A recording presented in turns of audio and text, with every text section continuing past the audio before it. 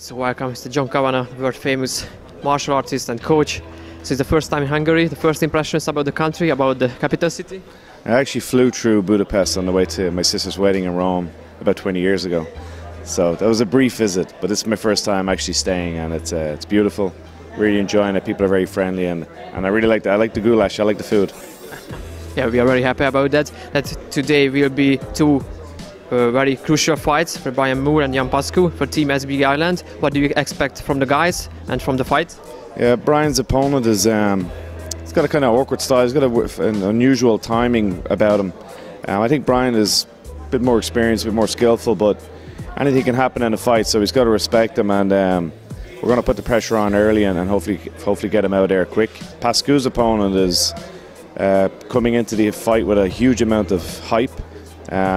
He's not that experienced in MMA, he's only 3-0 I think, but a lot of wrestling experience. He's coming from a good camp in the States, but Pascu is very experienced, and after a long career, coming from your neighbouring country, after a long career, this is really a chance for him to get recognition.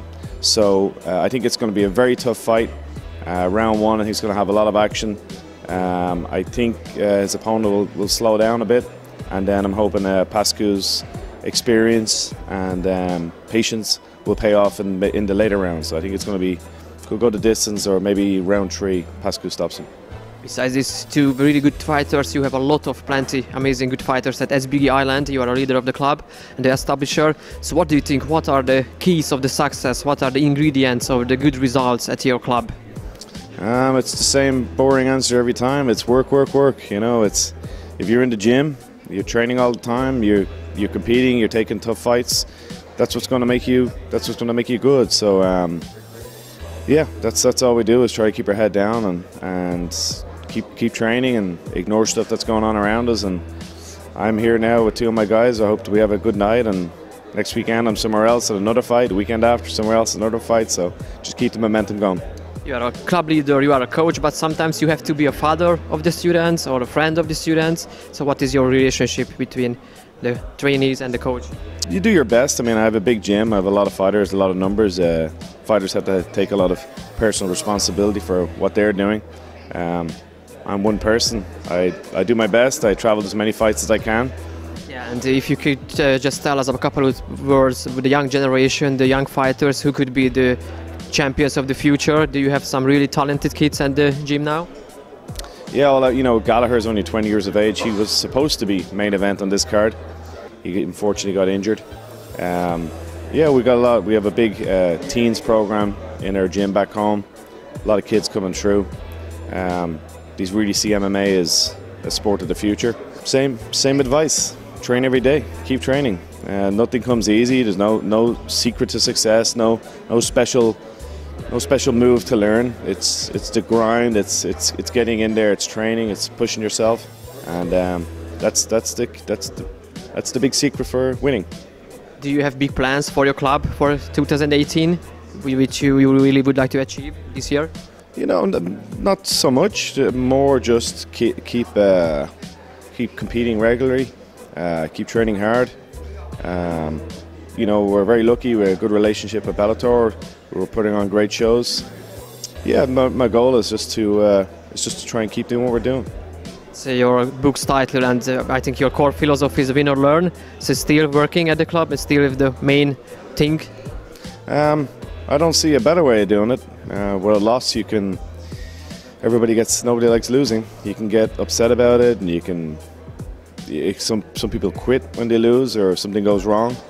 But I don't think that's a good philosophy for success. I think instead, whether it's a loss or something is out of your hands or whatever it is, try to take some lesson from it, try to learn from it, try to improve, and go back and try again. And if you keep doing this enough times and you keep getting up from knockbacks, you will eventually be a winner. So I think it's a good time to send a message for the future generation. So why should kids start doing any martial arts, any kind of martial arts sports? What do you think? If you could mention 3 reasons why should they have to do that, what would you say? Well, honestly, my biggest thing was the kids do something. I don't mind if it's gymnastics or dancing or boxing, MMA, wrestling. I just think it's important that kids do something. In Ireland, we're facing an epidemic of obesity. Probably not. I don't know what Hungary's issues are over here, but in Ireland, that's a big problem back home. So my message to kids back home is to get active. It's a little bit too easy to spend your day working your thumbs, but not your body. So try lots of different things when you're a kid.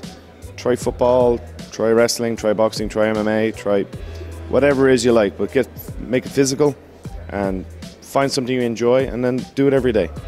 So for the end of the interview, I just prepared 2 questions, which are a little bit a gaming question. You can use your fantasy regarding the answer. So what would you say, what would be your perfect day? You can use your imagination, and time and space won't be any obstacle. I'm lucky that I get to do my perfect day almost every day. I get up when I wake. I go to the gym. I hang out with my friends. I train in a sport that I love. And at the weekends, I get to visit beautiful places like here. And so yeah, I'm pretty lucky that almost every day is my fantasy day.